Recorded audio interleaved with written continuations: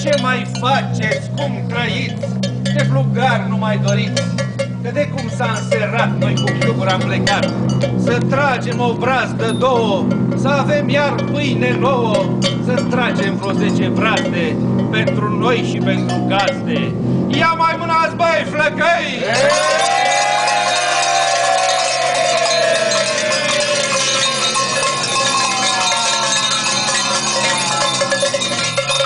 Din bunici și străbunici, mai toți am brăzdat pe aici.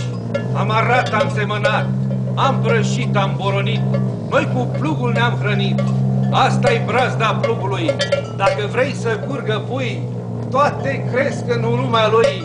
Fie omul cât de mare, de la plug mâncare are.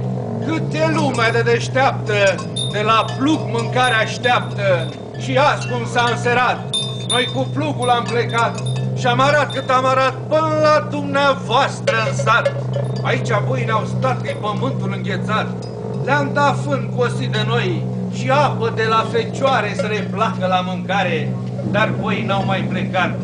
Noi aici am colindat și am găsit poarta deschisă și lumina în geam aprinsă. Pe-i vremea uratului, peste vatra satului.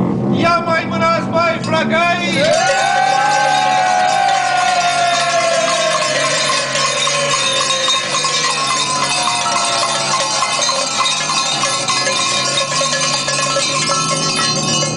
Asta-i ceata de flăcăi ce-a venit în 7 văi, 7 voinicei, toți cu clopoței, 7 feci frumoși, toți sunt inimoși. Să vă spună dumneavoastră o urare la fereastră, la ferestre luminate, vă urăm de sănătate. Mulți ani să trăiți, mulți ani fericiți, ce iubiți să vă trăiască, ce doriți să se împlinească. Masa, casa să vă fie plină de belșug și de lumină. Copii, nepoți mari să vă crească, fericiți în astă casă. Fericiți să fiți, să ne mai primiți. Ia mai mânați, băi, flăcăi!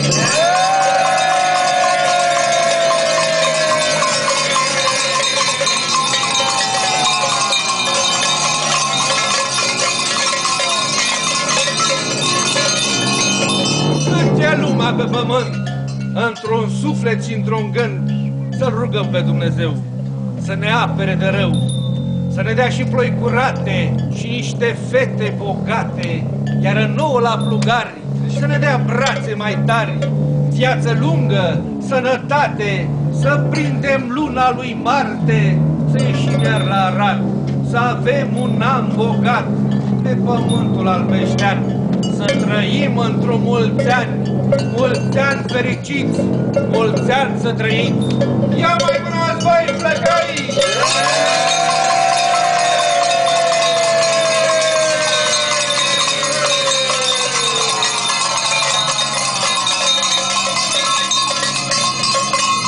S-a sculat Maian, bădica Trean, el pe față s-a spălat. La buni n-a mai dat. Cămașă curată a luat. La Dumnezeu s-a rugat și pe cal a încălecat.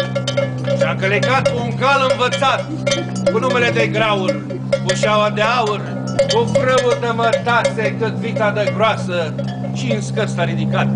Peste câmpuri s-a uitat, ca să aleagă un loc curat de arat și semănat. S-a apucat într-o joi, cu un plug cu 12 boi, boi borei în coadă codălbei și în frunte țintăței, câmpul nete de arat, brazdă neagră sturnat și în brazda semănat. Grâu arunci și grâu de fară, doar ar Domnul să răsară. Ia mai mânați, mai flăcăi!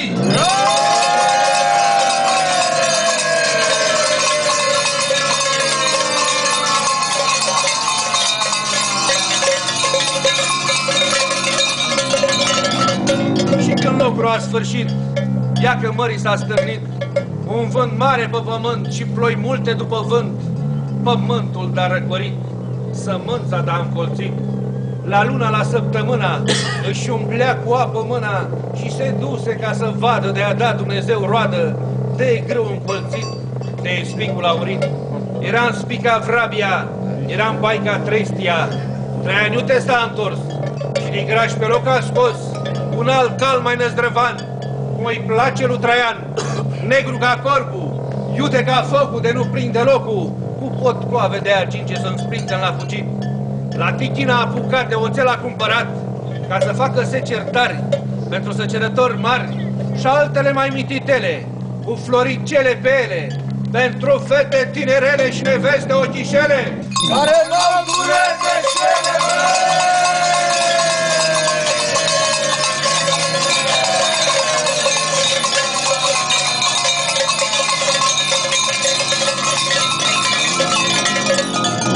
și-a strâns fine și vecine, și toți finii și vecinii, și-a dus în mijlocul câmpului, în bătaia vântului.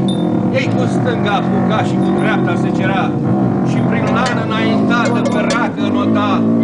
Alții urma lor venea, topurile de lega și trei mândre indica ce la soare se usca.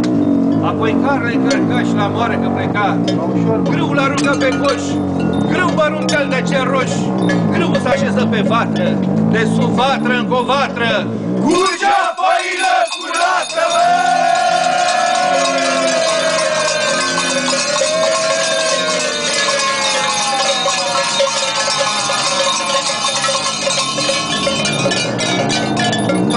Se bucura, se cia la moreda și acasă că pleca.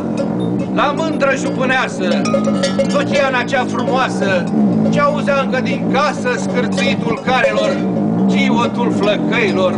Încă mare că mergea, sită mare și alegea, sită mare și tot deasă, tot cu pânză de mătasă, suflecăia mânești albe și arătă brațele albe și cernea mării cernea, de jos făină curgea, apoi cocă frământa și aștepta până dospea, apoi colaș frământa, pe lopată îi punea și în cuptor îi arunca, apoi iarăși cu lopata scotea colaci rumen gata și scotea vreo 3 flăcăilor mititei și scotea vreo 5 flăcăilor mai voinici.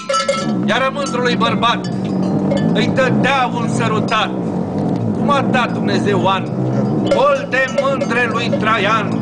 Tot așa să aveți și voi, tot așa să avem și noi. Și la anul când venim, mai bogat să vă găsim, să vă fie casa acasă, să vă fie masa masă, tot cu mesele întinse și cu fețele aprinse.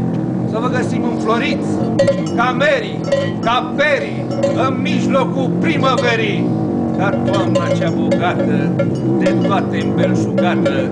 Ia mai mânați, mai flăcăi!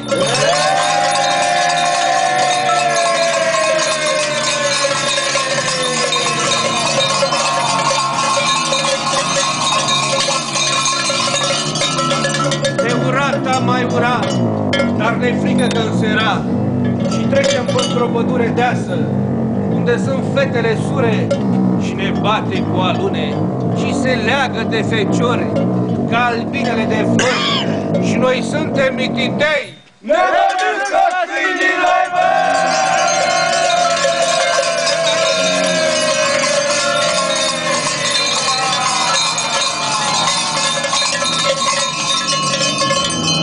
Furtureaua vântului bate-n poarta gândului, tot cântă și ciripește și la gazdă se gândește. Să fii gazdă sănătos, că ai prins un an frumos și găzdoaia sănătoasă, cinstească urarea noastră cu vinul ce l-ai prin casă. Ia mai mânați, băi, flăcăi!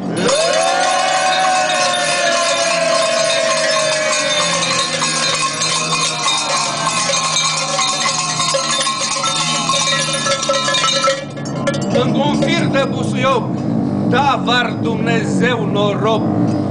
Lângă un fir de izmă greață, da, var Dumnezeu viață.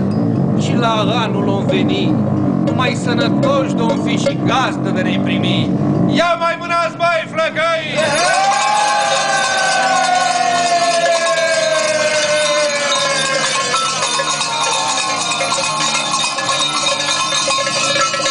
La anul și la mulți ani! La anul și la mulți ani! La anul și la mulți ani! La anul și la mulți ani!